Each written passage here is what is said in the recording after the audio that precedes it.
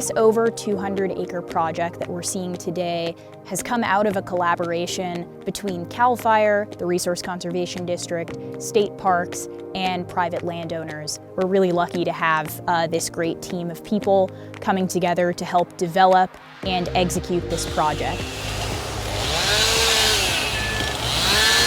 So the work we're seeing here today is a fuel reduction project. It's a thinning that has been developed along strategic ridge lines to create a large connected area where we're managing the fuels. If there was to be a large wildfire moving from the north to the south, if it did get into the forests of Nicene Mark State Park, it would be a very challenging fire to control.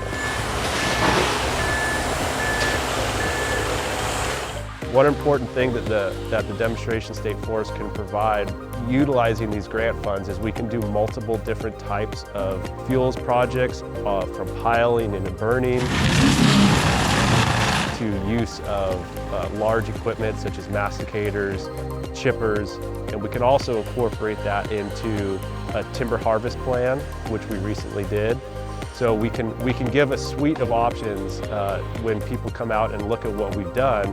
Forest Health Grant funded projects are really integral to, one, activating these partnerships. So where we have CAL FIRE demo forest land right next to state parks land, the RCD or another agency can come in with that funding and facilitate that coordination, so you can have the fuel reduction, fire protection aspect of an interconnected treated area up on a ridgeline, but you can also have a forest health and forest restoration component farther down in the state parks area like we are here. I think I'm just really excited to see what this area looks like after a burn, after the piles are burned, after we have some broadcast burning.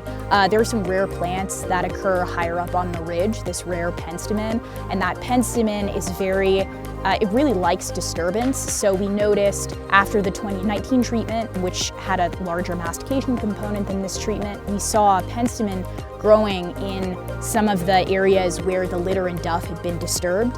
So I'm excited to see how that flourishes after we have a broadcast burn through here and we burn off some of that litter layer. So I think we're probably going to see more of that plant and more really interesting understory plants. I think it's really about working with the ecosystem that's here already and not just trying to make it something else based on a preconceived idea. It's really coming here and seeing, okay, what's here?